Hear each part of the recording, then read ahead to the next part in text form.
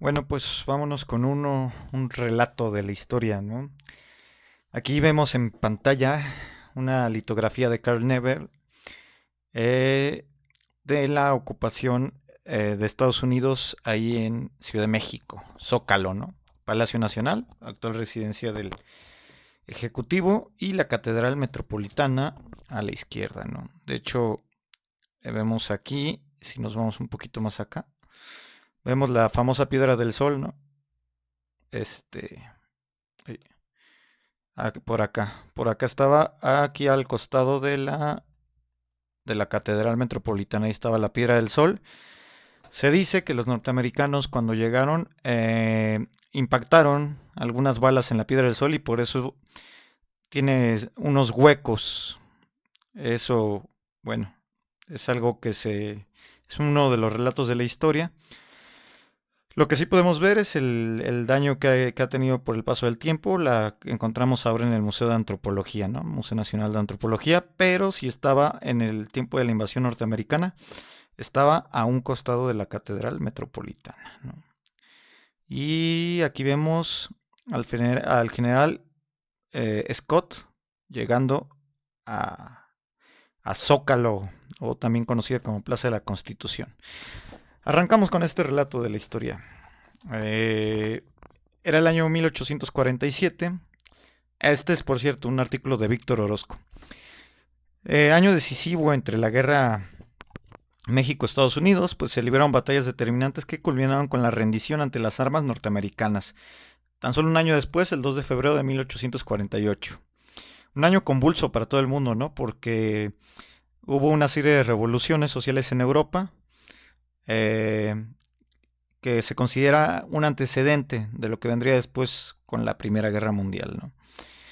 Pero en ese año, en 1848, se firmaría el Tratado de Paz entre México y Estados Unidos, mejor conocido como el infame Tratado de Guadalupe Hidalgo. Desde las vísperas de la contienda, cuando ésta se perfilaba ya como inevitable por la incorporación de Texas a la Unión Americana, cuyo territorio abarcaba, según los planes expansionistas de Washington, hasta el río Bravo o Río Grande, se puso de manifiesto que se trataría de una lucha extremadamente desigual. No tanto por las diferencias en el poderío militar, puesto que las Fuerzas Armadas norteamericanas tendrían que invadir el extenso territorio mexicano y ganar en escenarios ajenos. Consideremos que todavía no era la potencia militar que entendemos hoy en día, Estados Unidos de América, ¿no? Estados Unidos de América se vuelve esa gran potencia después de la Primera Guerra Mundial y no hace más que mejorar su poderío militar, pero en 1848 no era el caso, aún. A su favor, los norteamericanos tenían el número de habitantes, pues la población se había multiplicado por 10 en apenas 4 décadas y bordeaba en los años 40 los 25 millones de personas. Para que nos hagamos una idea, pues hoy día hay más o menos 130 millones de personas en México. Es decir, 25 millones de personas en 1848 era bastante. Mientras que la población mexicana solamente tenía 6.5 millones de personas. Es decir, ni siquiera la mitad de la población norteamericana. Casi la misma que encontró Alexander von Humboldt cuando visitó la Nueva España en 1803, previo a la independencia. En otro podcast hablaremos de Alexander von Humboldt, que francamente odiaba a México. Pero bueno, ese es otro tema, ¿no? Ese es otro relato de la historia. Sin embargo, no era tarea sencilla movilizar grandes masas de combatientes a través de distintas y distancias enormes. Una empresa que, por cierto, era la primera vez en su historia que intentaba la República del Norte, es decir, Estados Unidos de América. Entonces, ¿dónde radicaba la debilidad suprema de los mexicanos? ¿Y dónde la fortaleza de los anglosajones? Radicaba en que los primeros no habían conseguido todavía construir un estado que pudiera diseñar una estrategia económica militar y aplicarla, mientras que los mandos políticos del enemigo estaban unificados y carecían de rivales internos, ya sean sus cuerpos militares o en otras fuerzas sociales. También recordemos, todavía no se llevaba a cabo la Guerra de Secesión norteamericana. El gobierno de México estaba incapacitado para imponer sus decisiones al ejército y al clero, los dos factores de poder dominantes hasta entonces. Cada uno de ellos obraba por su propio interés y de consuno cuando era necesario. Ninguno de los dos había asumido sino a medias el proyecto de nación inaugurado en 1821, que por supuesto en 1824 se proclama la Constitución mexicana, la primera, como un estado prácticamente secular. Por eso es que tenía tanta influencia aún la Iglesia Católica, y al cual habían atacado durante los 10 años de la Guerra de Independencia. Entre enero y febrero de 1847 esta realidad se reveló con toda su crudeza, con catastróficos efectos para la futura, para el futuro de la República, de la entonces ya República. El 27 de febrero de 1847 estalló en las calles de la Ciudad de México la guerra civil provocada por la sublevación de algunos batallones de la Guardia Nacional, integrados por jóvenes capitalinos y pertenecientes a las clases altas y que habían sido eximidos de combatir en el frente, por lo cual se quedaron como guarnición de la capital. La causa de la rebelión fue el decreto expedido por el Congreso mexicano el 11 de enero, a iniciativa del gobierno presidido por Valentín Gómez Farías, para ocupar una porción de los bienes de manos muertas pertenecientes al clero, hasta por una cantidad de 15 millones de pesos, con el objeto de cubrir urgentes gastos de guerra. Es decir, Estados Unidos aprovechó muy bien que prácticamente había una guerra civil en México, ¿no? Resulta que se había reclutado un numeroso ejército bajo el mando de Antonio López de Santana. Las tropas se encontraban estacionadas en San Luis Potosí, esperando los suministros para marchar hacia Coahuila y Nuevo León, donde contenderían el ejército norteamericano que habían invadido el territorio desde Texas. Soldados no faltaban y su número sobrepasaba con mucho a los norteamericanos, pero carecían los reclutas de todo, desde zapatos, comida. Todos los días Santana exigía los medios indispensables para sostener las tropas. Sin embargo, pues se le negaban porque estaba en una discusión política la capital. En tales circunstancias el gobierno tomó dicha medida, considerada extrema por el poderoso cuerpo eclesiástico.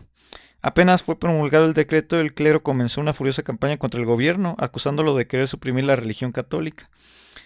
El tono general de las protestas está muy bien expuesto en las siguientes palabras de uno de los tantos manifiestos, prédicas, sermones pastorales circulados o pronunciados en los que se presentaron en la Ciudad de México. Cito: ¿cuál será la pena de nuestros desgraciados hijos cuando al leer los anales de sus mayores lleguen a la página manchada de nuestra época y se encuentren con que en el año de 1847 había desaparecido la religión católica de México, a los 300 de haberse plantado? Triste pensamiento, no atormentes nuestro corazón, no lo permitirá el cielo. Es decir, el clero estaba enemistado con el gobierno de Santana y estaba impidiendo los suministros hacia el ejército mexicano.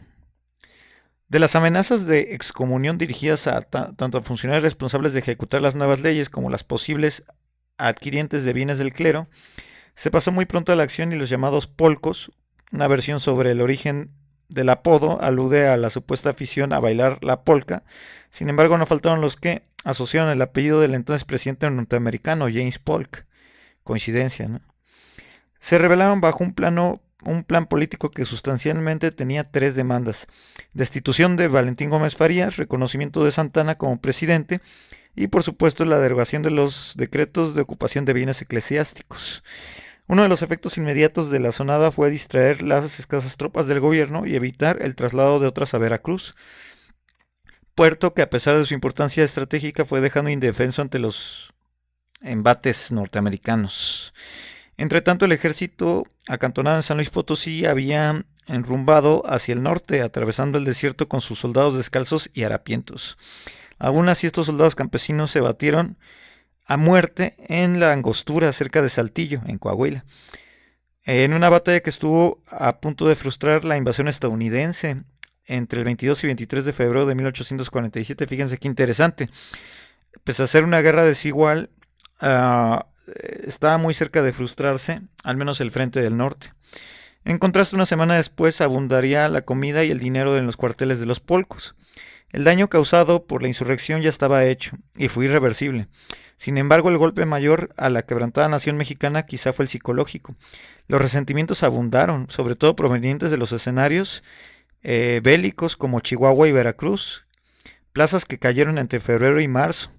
En los reproches se expresaba la frustración provocada por las traiciones y subordinación de los intereses nacionales a las mezquindades de los sectores hegemónicos, como el clero. La sublevación militar capitalina concluyó con el regreso de Santana a la presidencia el 21 de marzo, la caída de Gómez Farías y la abrogación del consabido decreto. Un triunfo completo. Ni aún en medio de la tragedia faltaron de carácter cáustico y la ironía propio de los mexicanos. Una satírica proclamada fachada el 10 de marzo de 1847, supuestamente atribuido a uno de los jefes de los polcos, se burlaba de ellos, otra vezcito. Me vistes en medio de las balas silbadoras, guarecido solo de una esquina y una trinchera. Llamar sereno y cariñoso a los cargadores y a los léperos, que a nuestra vanguardia hicimos marchar a jalar el asesino cañón enemigo. Ellos fueron los que se apoderaron del armón que cogimos y los que después de la célebre festividad de armas quedaron con vida, nos vitorearon cuando remuneramos su pequeña ayuda, dando un peso fuerte a cada uno, subordinados y valientes. Todos estos hechos prueban que la justicia nos asiste y que el brazo del Eterno nos auxilia, o sea, de Dios, ¿no? Defensores de la religión e irresistibles y tremendos como el rayo de Dios, nosotros triunfaremos victoriosamente y un día tendremos la inexpresable vangloria de marchar triunfantes por las calles de esta ciudad, con nuestro uniforme de lujo y elegante porte, nuestro valor impermeable y portando nuestro saco y nuestro pecho listones y cruces, escapularios, medallas, nuevos adornos con que aumentaremos la realzada belleza de nuestras importantes personas.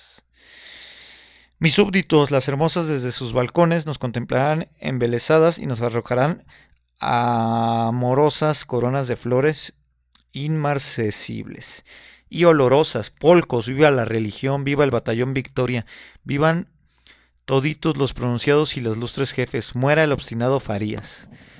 Es decir, el viva Cristo Rey del siglo XIX, ¿no? El mote quedó para la historia y fue usado despectivamente para referirse ya a los traidores, ya a los inútiles o parásitos. Los polcos causaron un daño irreparable en la nación, pero al menos legaron un vocablo a la rica picaresca mexicana y un ejemplo vivo de los nefastos corolarios del fanatismo, la avaricia y el egoísmo combinados. Conclusión. La guerra se perdió desde que la iglesia se metió en el juego. No todo fue culpa de Santana en el sentido estratégico, porque él no recibía los suministros adecuados, dado que los estaban bloqueando los llamados polcos, ¿no?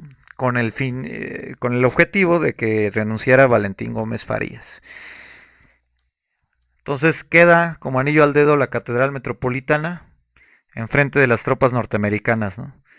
Una de las principales culpables, el clero eclesiástico de ese momento, para que se suscitara una rápida derrota mexicana en su propio suelo. Episodio obscuro de la historia de la guerra entre México y Estados Unidos, de 1847 a 48. Vámonos a dormir, tristones. Síganos para más contenido. Y nos vamos con esta humillante imagen de la bandera de Estados Unidos de América en Palacio Nacional en 1848, un día después de la caída de Chapultepec. Digo, de 47, un día después de la caída de Chapultepec.